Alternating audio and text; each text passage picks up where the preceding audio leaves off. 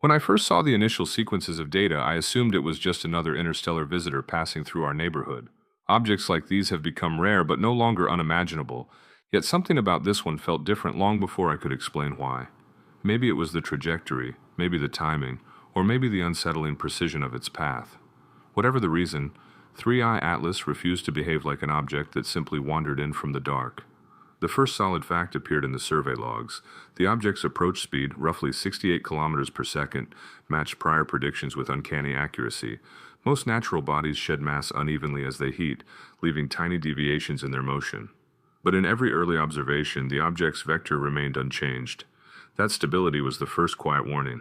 Interstellar objects rarely arrive this neat, this untouched by the chaos of their own outgassing. Yet the official explanation remains straightforward. Not every comet vents gas strongly, some remain inert until much later. Still, the brightness curves did not entirely add up. For a body composed of ice and dust, 3i Atlas brightened more slowly than expected as it approached the sun. Some researchers described the effect as a dry rise, a muted response to solar heating that did not align with typical comet behavior. They called it unusual but not impossible. I tried to accept that answer, but the numbers resisted. A natural comet normally reveals its fragility early. This one kept everything sealed. There were quiet remarks circulating in private channels. A few observers, speaking off record, mentioned that the early radar echoes looked too clean, as if the surface lacked the usual irregularities that scatter signals. No one wanted to speculate publicly. When data contradicts expectations, the responsible thing is caution, and yet the absence of noise became its own kind of noise. Why would an object that old, traveling for what could be thousands of years, preserve such uniformity? One interpretation was straightforward. Perhaps its composition was simply different, a denser, more cohesive structure that resisted early sublimation. Another possibility, though rarely voiced aloud, lingered beneath the analysis. If an object retains its mass unevenly, it should drift. If it does not drift, something compensates. That idea remained unspoken in reports but was impossible to ignore in private conversations. I kept returning to the same question late at night while rechecking the data frames. Why doesn't anything push it? No one could answer. Another subtle hint added to the unease. The incident log showed that several data packets from one observatory were replaced only hours after being uploaded. The official line attributed it to a routine correction, but corrections rarely occur that quickly, and even more rarely without a public note. The more I examined the early telemetry, the more it felt as though the object was following a path that was not merely gravitational, but deliberate. That idea, of course, belonged to speculation. All available evidence still suggested a natural origin. The curve of its orbit remained perfectly clean, a textbook hyperbolic arc. And yet the inference gap refused to close. Natural objects allow imperfections to show. They vent gas unpredictably. They wobble. They drift. They reveal themselves as fragments of randomness. But 3i Atlas looked almost staged, as if every deviation had been smoothed before anyone could measure it. The final detail that kept me awake was not the data itself, but its timing. The object was approaching perihelion, the one moment when it would travel at its absolute fastest, hidden behind the sun, shielded from our instruments. If anything unusual were ever to occur, this would be the perfect place for it. Some astronomers shrugged at the idea. Others avoided the topic entirely. So, the question hangs unanswered. Whether the object is simply a quiet interstellar fragment or something with intent disguised in silence, no one can yet say. All we know is that, as it approaches the sun's glare, the crucial moment is coming, and what happens there will determine whether this story ends with physics or with something we are not prepared to name. For now, the truth waits on the other side of the sun. I kept replaying the last clean frames of data long after Part 1 ended in uncertainty. The object had held its trajectory with an almost stubborn precision, and the numbers left no obvious room for interpretation. Yet the moment it approached the sun's glare, the certainty broke. No instrument could track it now. We were entering the blackout, the stretch of weeks when 3i Atlas would pass behind the sun, sealed from every eye on Earth. When the final telemetry packets arrived, they looked ordinary at first. No deviation, no last-second acceleration, nothing that hinted at a maneuver. But the absence of anomalies did not bring relief. It felt more like waiting for a door to close, knowing you can no longer see what is happening inside. The object was crossing into an observational void. In that silence, speculation flourished. The first wave came from amateurs. Several claimed their telescopes recorded flashes near the limb of the sun, bright, sharp spikes that they believed were thruster burns. Others circulated heavily processed coronagraph frames, insisting that the object shifted its coma moments before disappearing. None of these claims held under scrutiny. Most were artifacts, digital noise, compression errors, or misaligned images. Still, they contributed to the tension. Silence from space rarely stays silent on Earth. In the professional community, the tone was different. Analysts at solar observatories emphasized that every real sign of a maneuver would have been unmistakable. Thruster plumes, asymmetric outgassing, shifts in radial velocity, any of it would register in the final approach. And yet none did. According to physics, the comet would follow a predictable hyperbolic arc. It should exit the blackout exactly where gravity demands. That was the official stance. But unofficially, researchers admitted there was one place where a maneuver could remain invisible, deep inside the sun's glare. I kept thinking about the Oberth effect. It is one of the few concepts in orbital mechanics that sounds almost deceptive. Tiny effort amplified by gravity until it becomes something extraordinary. If anything wanted to change its course efficiently, perihelion was the perfect stage. A burn lasting minutes, hidden by the sun, could shift its trajectory by a measurable degree, and no telescope would ever record the moment it happened. There were internal discussions, quiet, cautious, about the hypothetical magnitude of such a burn. Several models showed that even a few meters per second of delta V during perihelion could redirect the object toward the Jovian system. One researcher suggested that a precisely timed burn could remain indistinguishable from natural radiation pressure until after the blackout. That idea was never added to the official memo. It was too speculative, but it circulated privately, leaving a trail of quiet unease. Another detail kept resurfacing in my mind: the electromagnetic noise detected by two independent stations hours before the blackout began. It was not strong, not structured, and not obviously artificial. It could have been solar interference, it could have been background plasma turbulence, but the timing was difficult to ignore. Why did the noise spike only once, just as the object moved into the region of maximum acceleration? No one could answer that definitively. Then came the restricted access note, a report mentioning that several initial GOES 19 frames were pulled for recalibration before being re-uploaded. A routine correction, according to the official statement. But the timing again felt too precise. Data corrections rarely occur within hours. They occur after days of cross-comparison. Yet this one happened almost immediately. It left a thin residue of doubt that clung to everything that followed. As the first week of blackout passed, the world outside the labs reacted predictably. Viral videos claimed the object had already changed direction. Simulations posted online showed it performing complex maneuvers. Radio wave enthusiasts insisted they detected repeating pulses. Nothing survived verification, but the volume of noise made the absence of real information feel heavier. Inside the labs, the mood shifted from curiosity to vigilance. Teams prepared comparative models: the pre-blackout trajectory, the predicted post-blackout position, and a series of hypothetical deviations. Even the smallest inconsistency, a change of a fraction of a degree, would be evidence of something non-gravitational. I found myself lingering on the same unresolved question that closed part 1. If something were to happen, how would we know? The answer was both reassuring and unsettling. We would not know now. We would only know later, when it was already over. Weeks remained before 3i Atlas would reappear from behind the sun. Until then, every possibility existed simultaneously: a natural object following the dictates of gravity, or something that used gravity as a veil. For now, all we could do was wait for the moment the sun released its hold, and hope that whatever emerged matched the predictions written before the blackout began. The truth for the moment remained hidden in the light. When the blackout finally ended, I expected the tension from part 2 to resolve itself. The simplest outcome would have been the cleanest, the object reappearing exactly where celestial mechanics predicted it should be, and for a moment that was precisely what happened. The first automated detection came from Pan-STARRS, a faint reemergence perfectly aligned with the pre-calculated coordinates. Minutes later, Hubble confirmed the match. No shift, no anomaly, no deviation of even a fraction of a degree. It was almost anticlimactic. Inside the control rooms, you could sense the collective exhale. The speculative theories, the whispered concerns about a hidden perihelion maneuver, the online noise about sudden accelerations, everything evaporated in an instant. If the object had intended to change course, it had not done so.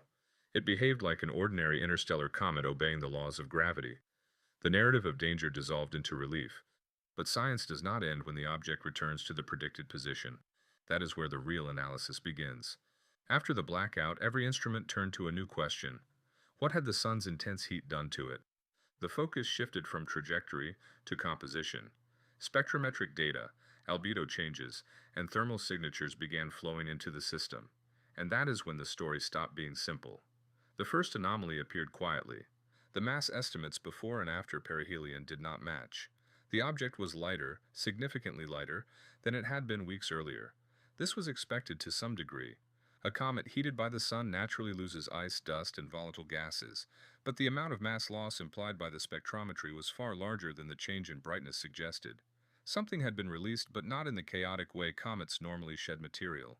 At first, this inconsistency was explained away as an observational artifact. Comets can behave unpredictably when heated. However, a deeper analysis forced a contradiction. If an object loses mass unevenly, the recoil, tiny jets of escaping gas, should push it off its predicted trajectory. These pushes are known as non-gravitational forces. Every known comet exhibits them to some degree. But 3I Atlas did not. Its trajectory remained mathematically perfect, unchanged within the limits of measurement. That was impossible. A natural object cannot lose that much mass without feeling the recoil. It should have drifted slightly left or slightly right, or arrived a few minutes earlier or later. Yet its arrival time was exact, its vector was exact, its path was unchanged. The paradox deepened when a graduate analyst began reprocessing the high-resolution data. Her task was routine: compare compositional signatures from before and after perihelion. But routine tasks sometimes expose the most uncomfortable truths. According to her calculations, the mass that had disappeared was not the random chaos of sublimation. It suggested something else, an even symmetrical release. Natural outgassing is messy. It leaves random imbalances, but the data hinted at perfect cancellation. If the object released material in every direction with equal force, the net thrust would be zero. The object would remain on its original path, undisturbed. This is not something comets do, it is something engines do, systems designed to avoid altering the primary trajectory. The implications seemed absurd, yet the math kept pointing to the same conclusion. What had left the object was not random debris. It appeared controlled, balanced, distributed. The question that followed was one no one wanted to ask aloud. If the mass was released deliberately, then was the mass itself the objective? By the end of the week, the models began showing something even stranger. Feeding the estimated release velocities into orbital simulations produced a surprising result. The fragments, if they were fragments, did not follow the original hyperbolic escape path. They diverged, slightly at first, then sharply. The simulated trajectories began bending toward an unexpected region of the solar system, not toward Earth, toward Jupiter. This was still just a simulation, a mathematical construct based on assumptions. But the shape of the divergence was unmistakable. A cloud of smaller, lighter objects could alter direction far more efficiently than the main body. A subtle impulse, applied while hidden in the sun's glare, could have nudged them into an entirely different course. In the official reports, the story remained conservative. The object behaved like a natural interstellar visitor. It re-emerged exactly where expected. Everything else was under review, in analysis, or requiring further verification. But privately the tone changed. The perfect trajectory, the paradox of mass loss without recoil, the emerging simulations, they formed a puzzle that gravity alone could not solve. And as the data continued to refine itself, one unsettling possibility grew clearer. The object that returned from behind the sun might not be the same object that entered it. The stage was set for a deeper revelation, one that would force us to reconsider what exactly passed through our solar system, and what might already be on its way elsewhere. I kept returning to the contradiction that defined the end of Part 3. The object had shed a significant portion of its mass, yet its trajectory remained perfectly unchanged. No drift, no recoil, no residual acceleration. That should have been impossible. A natural comet behaves like a leaking engine. Each vent of gas pushes it unpredictably, but 3I Atlas came out of perihelion untouched, as if every force acting on it had been deliberately cancelled. The deeper the analysts dug into the data, the more this contradiction solidified. Outgassing leaves fingerprints. It produces rotational jitter, asymmetrical coma patterns, brightness irregularities. But the post-perihelion images showed none of this. The surface looked smoother, colder, almost sterilized. The object behaved like something that had shed mass without suffering consequence. That suggested not chaos, but control. The hypothesis began in a small internal note. It wasn't formal, and at first it wasn't even circulated widely, but its phrasing was precise. If mass loss occurred symmetrically across the object's surface, the net force could be effectively zero. No one wanted to consider what that implied. Comets do not arrange their own vents. They do not correct for recoil. They do not adjust for thrust. That kind of behavior belongs to systems built for that purpose. From there, the idea spread quietly between teams. Not publicly, not in papers, only in late-night conversations and private messages. The emerging picture was unsettling. Perhaps the primary body had not performed a maneuver at all because it wasn't meant to. Perhaps it was designed to hide the maneuver. By now, the models of the released mass and the velocities implied by spectrometric signatures were being refined. The fragments were small, numerous, and colder than expected. Some showed unusually flat reflectivity curves as if they were metallic or coated. The analysts refused to label them. The data was still noisy, but the simulations began to reveal a coherent pattern. When the estimated vectors were projected forward in time, the swarm did not scatter randomly. It converged. The post-perihelion multi-body simulations produced an unmistakable trajectory. The fragments, if that's what they truly were, bent toward the outer system. The curve tightened, the path straightened, and eventually the lines all pointed toward the same destination: the Jovian system.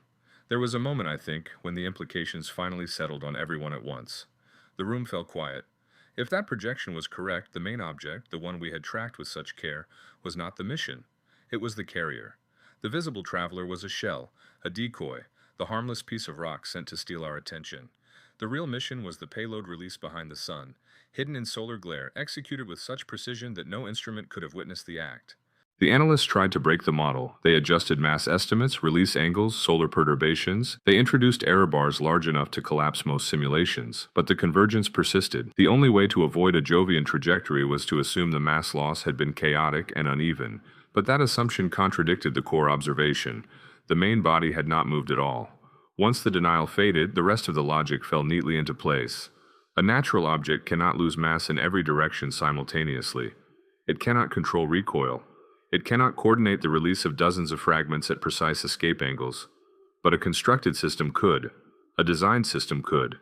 And if the primary body was merely a courier, then the perihelion pass was not about altering its own course. It was about giving its fragments the perfect gravitational advantage. Hidden behind the sun, the swarm would have had the ideal environment to fire tiny, efficient thrusters. A burn of even a few seconds at maximum velocity would produce a clean, high-gain course correction, and because the fragments were small, the required delta V was minimal. Their signatures would have blended into the solar background. By the time instruments regained visibility, the maneuver would have been long over. We started calling it the Trojan release. Informally, quietly, the metaphor fit too perfectly. The decoy continued outward on a predictable, harmless arc, showing no sign of intent. Meanwhile, the payload slipped away unseen, on a path that now seemed anything but accidental. No one yet dared to claim purpose. The official documents retained cautious verbs: may, could, possibly. But the tone had changed. The mass loss paradox no longer looked like a quirk of cometary physics. It looked like engineering. And if it truly was engineering, then everything we thought we understood about 3I Atlas was only the surface. The real question, the one forming beneath every analysis, was no longer about the object that left. It was about the fragments that remained unseen, already on their quiet, deliberate journey through the outer system, and where exactly in the Jovian realm they intended to go. The main body of 3I Atlas behaved like a decoy, shedding mass with impossible symmetry while maintaining a perfect gravitational path. The true question was no longer what the object was, but what had left it. And now, as the simulations became clearer, the trajectory of the release fragments pointed to the same unexpected destination: Jupiter. I kept reviewing the orbital projections in disbelief. The convergence was too consistent, too elegant. Natural debris does not coordinate its path across millions of kilometers. Dust clouds disperse, fragments scatter. Random motion dominates, but the vectors in the updated model tightened over time. The swarm was moving with purpose, gathering into a trajectory that grew more defined with every iteration. The implication was no longer avoidable. If the fragments were the mission, then their destination mattered more than anything the primary object ever did. The case for Jupiter emerged from pure physics before it evolved into speculation. Its massive gravity well offers enormous efficiency for any maneuvering body. A small impulse performed near the sun, amplified through an Oberth-like advantage, could send an object into a Jovian intercept with very little energy. The fragments, lighter and potentially equipped with tiny propulsion systems, would have needed only subtle input. The sun provided the rest. And then there were the moons: Europa, Ganymede, Callisto, worlds rich in water, low in gravity, and shielded within Jupiter's immense magnetosphere. For any technological system, these environments would be ideal. Stable, resource-rich, protected. The contrast with Earth was almost uncomfortable. Our planet is noisy, biologically chaotic, electromagnetically loud. A civilization observing from afar might view the third world not as a destination, but as a complication. Too many variables, too much risk. But Jupiter's system? Predictable, quiet, abundant, strategically perfect. As internal notes spread through the analysis teams, the tone changed from curiosity to a kind of measured caution. The scientists avoided words like craft or probe.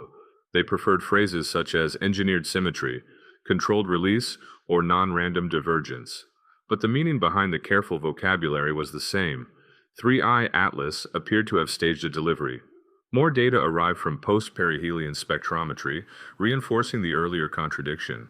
The release material showed albedo patterns inconsistent with typical cometary dust. Some fragments displayed unusually flat reflectance curves, suggestive of manufactured alloys, or surfaces engineered to minimize thermal variance. The interpretation was far from confirmed, but the anomaly could not be dismissed. The team running long-duration trajectory models pushed the simulation window months ahead. The result was striking.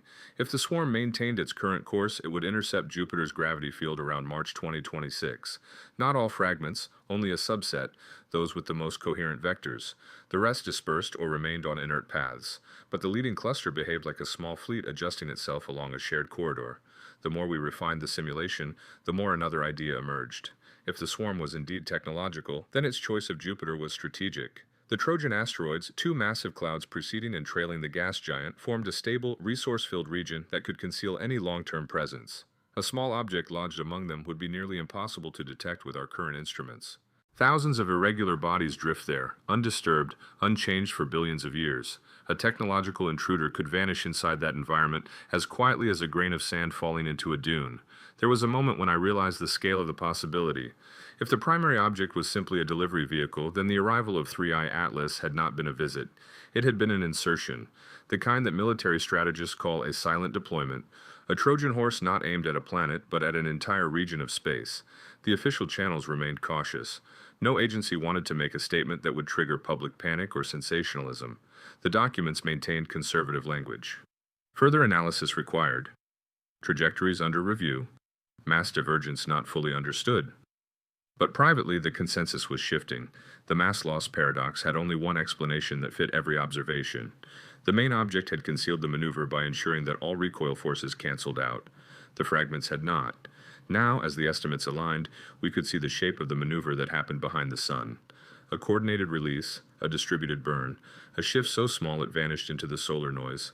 By the time the first telescopes opened their eyes again, the mission was already on its way. There is still no proof of intent. No signal, no detectable energy signature. The swarm remains invisible to direct observation. For now, it exists only in calculations, in models, in the strange coherence of motion that nature alone rarely produces. As March approaches, the predictions sharpen. The swarm's most likely destination lies somewhere between Jupiter's leading Trojan cluster and the outer moons, a region dense enough to hide, rich enough to matter, silent enough to be strategic. Whether these fragments are instruments, observers, seeds, or remnants of something older than we can imagine, none of us can say. We do not even know if they carry purpose or if purpose is simply what their trajectories imply. But one thing is certain, 3I Atlas is gone, coasting out of the solar system on its clean, predictable path. It played its role perfectly. It drew our attention. It left no visible trace of manipulation, and it ensured that whatever separated from it would continue unseen. Somewhere beyond the orbit of Mars, in the cold dark between worlds, a cloud of silent objects is following a path we did not expect, toward a realm we rarely watch. And whether this marks the beginning of something, or merely a mystery we will never fully understand, remains concealed in the silence ahead.